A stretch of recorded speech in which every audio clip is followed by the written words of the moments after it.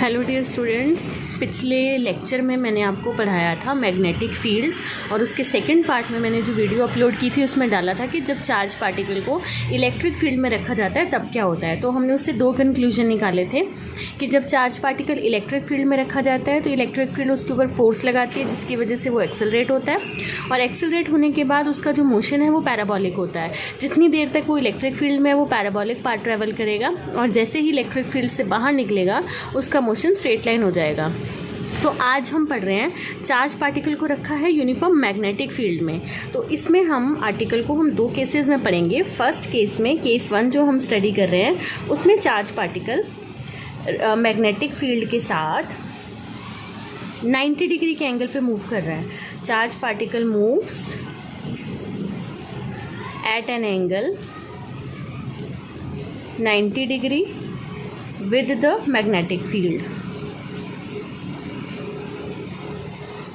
तो इसके लिए हमने कंसिडर किया थीटा जो है वो 90 डिग्री है। तो सबसे पहले हमने एक uniform magnetic field be consider की जो परपेंडिकुलर लग रही है प्लेन के और डायरेक्टेड इनवर्ड है। तो अगर डायरेक्टेड इनवर्ड होती है मैग्नेटिक फील्ड हम उसे रिप्रेजेंट कर रहे हैं क्रॉस से। मीन्स ये सारी फील्ड ये जो पेपर है इस प्लेन के परपेंडिकुलर लग रही है और इनवर्ड अंदर को लग रही है। तो मैंने सारे इनवर्ड के लिए क्रॉस से रिप्रेजेंट कर दी फील्ड।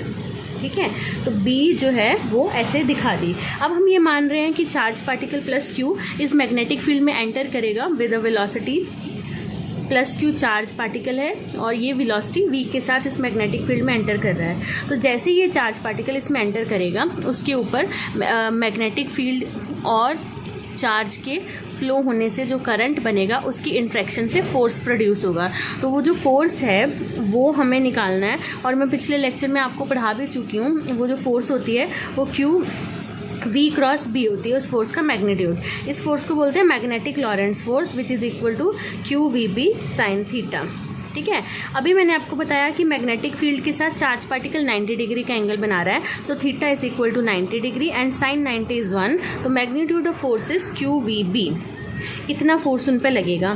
तो जैसे ही चार्ज पार्टिकल मैग्नेटिक फील्ड में एंटर हुआ होगा क्या, सपोज ये चार्ज पार्टिकल की पोजीशन है प्लस Q, यहाँ पे पड़ा है चार्ज पार्टिकल। तो उसकी वेलोसिटी जो है वो अलोंग टेंजेंट होती है अगर उस पार्टिकल ने सर्कुलर पाथ डिस्क्राइब किया है। सपोज यहाँ पे उस पार्टिकल की वेलोसिटी है along tangent to this circle. तो इस पे हमने लेफ्ट हैंड रूल लगाया। मैग्नेटिक फील्ड अंदर को लग रही है, चार्ज पार्टिकल की वेलोसिटी इधर को है, ये फिंगर वेलोसिटी को इंडिकेट कर रही है ऐसे। तो जो थंब है वो इधर बन रहा है तो मैंने थंब की डायरेक्शन ये बता दी। मींस फोर्स चार्ज पार्टिकल के ऊपर सेंटर को लग रहा है। ऐसे सपोज किया चार्ज पार्टिकल अगर यहाँ पर है प्लस Q तो उसकी वेलोसिटी अलोंग अगेन टेंजेंट लगेगी ऐसे। देखिए मैग्नेटिक फील्ड ये इनवर्ड लग रही है ऐसे और चार्ज पार्टिकल की वेलोसिटी इधर को लग रही है। दिस इज़ मैग्नेटिक फील्ड ऐसे। ये वाली फिंगर मैग्नेटिक फील्ड की और ये वाली फिंगर मैंने ऐसे रखा है, ये रिप्रेजेंट कर रही है मैग्नेटिक फील्ड को और ये रिप्रेजेंट कर रही है वेलोसिटी को। तो फोर्स इधर को लगेगी, फोर्स यहाँ पर इधर को लग रही है। ऐसे ही मैं इस पॉइंट पे अगर फाइंड आउट करूँगी तो Q मैग्नेटिक फील्ड अंदर, वेलोसिटी ऊपर को ऐसे, वेलोसिटी ऊपर को, तो फोर्स इधर को लगेगी। तो फोर्स यहाँ पे लग रही है। मीन्स हर पोजीशन पे चार्ज पार्टिकल की फोर्स लग रही है जैसे मैंने शो किया है अलग अलग पोजीशन पे। तो फोर्स सेंटर की तरफ लग रही है और चार्ज पार्टिकल का जो मोशन है वो हो गया सर्कुलर। तो हमने कंक्लूजन क्या निकाला कि path of the charge particle is circular. ठीक है, अब हमने निकालना है कि पार्टिकल ने जो मोशन कवर किया है उसकी रेडियस कितनी है। तो रेडियस निकालने के लिए सबसे पहले उसे पार्टिकल को सर्कुलर पाथ डिस्क्राइब करने के लिए सेंट्रीपिटल फोर्स चाहिए। लेट किया m जो है वो पार्टिकल का मास है। लेट m बी द, मैं निकाल के आ रही हूँ रेडियस उस पाथ की जिस पे चार्ज पार्टिकल मूव किया है। तो let m be the mass of the charge particle and r be the radius of this circular path. तो necessary centripetal force is mv² by r। तो उसे घूमने के लिए सेंट्रीपिटल फोर्स चाहिए और वो फोर्स प्रोवाइड करेगा Lorentz force that is QVB। Fine, तो यहाँ से मैं निकाल सकती हूँ रेडियस। कैसे, एक v से v कैंसिल, r उधर गया, mv बाई QB। तो जो पार्टिकल ने सर्कुलर पाथ डिस्क्राइब किया है उसकी रेडियस होगी mv/qb। तो रेडियस सर्कुलर पाथ की डायरेक्टली प्रोपोर्शनल है स्पीड ऑफ द पार्टिकल पे, मतलब v पे, और इन्वर्सली प्रोपोर्शनल है मैग्नेटिक फील्ड पे। फाइन। अगर टाइम पीरियड निकालना हो तो कैसे निकाल सकते हैं? टाइम पीरियड उसे कितना लगेगा सर्कुलर पाथ डिस्क्राइब करने के लिए? तो time period t is equal to distance by speed. Distance उसने कितना कवर किया, उसकी सरकमफ्रेंस वो होती है 2πr, speed is v। Fine. यहाँ से मैंने r की वैल्यू जो ऊपर निकाली है फर्स्ट इक्वेशन से r पुट कर रही हूँ, पुट r। तो t is equal to 2π, r की वैल्यू mv/qb, v से भी cancel. Time period t is equal to 2πm/qb। तो इतना टाइम लगेगा पार्टिकल को सर्कुलर पाथ डिस्क्राइब करने के लिए। और इस टाइम पीरियड को अगर मुझे लिखना हो इन टर्म्स ऑफ फ्रिक्वेंसी तो मैं कैसे लिखूँगी? Frequency of the particle, frequency nu is equal to 1/टाइम। टाइम की वैल्यू आई है 2πm/qb, तो फ्रिक्वेंसी हो गई qb/2πm। ठीक है। अगर ये एंगुलर फ्रिक्वेंसी लिखनी हो ओमेगा, ओमेगा होता है 2π न्यू, तो angular frequency omega is equal to 2π qb/2πm। 2π से 2π cancel, qb/m। This is called gyro frequency. ये एंगुलर फ्रिक्वेंसी है जिसे बोलते हैं गायरो फ्रिक्वेंसी। ठीक है। तो ये इक्वेशन से पता चलता है कि एंगुलर फ्रिक्वेंसी स्पीड पे डिपेंड नहीं करती। एंगुलर ये जो फ्रिक्वेंसी मैंने निकाली डज नॉट डिपेंड ऑन, इसमें स्पीड नहीं है ना, does not depend on speed of the particle. ठीक है। तो ये निकालने के बाद आगे हम देख रहे हैं केस 2, जब charge particle, when the charge particle moves at an angle theta, at an angle theta with magnetic field B। ठीक है। इसमें हमने पढ़ना है कि अगर चार्ज पार्टिकल फील्ड में एंटर हुआ और उसका जो चार्ज पार्टिकल एंगल बना रहा है वो ना 0 है, ना 90 है, ना 180 है, अदर देन दिस 0, 90, 180 से अदर देन, तो हम उसे मान रहे हैं कि लेट कीजिए वो एंगल है थीटा। तो डायग्राम देखिए, यहाँ पर suppose magnetic field along x axis लग रही है, चार्ज पार्टिकल जो है वो एंटर हुआ, वेलोसिटी v थी थीटा एंगल से। फाइन। इस v के दो कंपोनेंट हो गए, एक कंपोनेंट जो है b की डायरेक्शन में वो होगा v cos थीटा, एक कंपोनेंट जो b के परपेंडिकुलर है वो होगा vy sine theta, V Y is equal to V sine theta. एक वी कॉस थीटा जो बी के अलॉन्ग है, एक वी साइन थीटा जो बी के परपेंडिकुलर है। इस वी का कंपोनेंट क्योंकि चार्ज पार्टिकल थीटा एंगल बना रहा है मैग्नेटिक फील्ड के साथ। ठीक।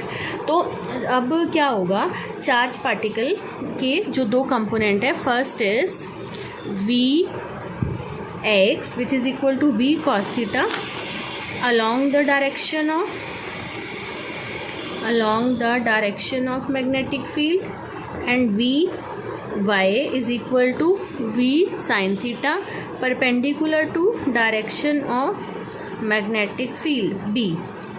तो इसमें क्या है कि जो V cos थीटा कंपोनेंट है, इस कंपोनेंट की वजह से चार्ज पार्टिकल B के डायरेक्शन में स्ट्रेट मूव करेगा। और जो मैंने अभी ऊपर पढ़ाया कि अगर वेलोसिटी मैग्नेटिक फील्ड के परपेंडिकुलर हो तो उस पर सेंटर की तरफ फोर्स लगता है और पार्टिकल सर्कुलर पाथ डिस्क्राइब करता है। तो इस कंपोनेंट की वजह से चार्ज पार्टिकल सर्कुलर पाथ में मूव करेगा, और ये जो कंपोनेंट है वी कॉस थीटा, इसकी वजह से चार्ज पार्टिकल मैग्नेटिक फील्ड की में कांस्टेंट वेलोसिटी से मूव करेगा और फील्ड के अलॉन्ग मूव करेगा।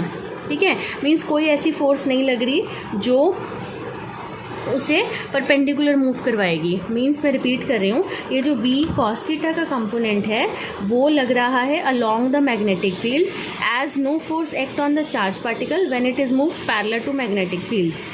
और अगर वी साइन थीटा का कंपोनेंट है उसकी वजह से वो परपेंडिकुलर मूव कर रहा है और पार्टिकल के ऊपर फोर्स लगेगा। ठीक है।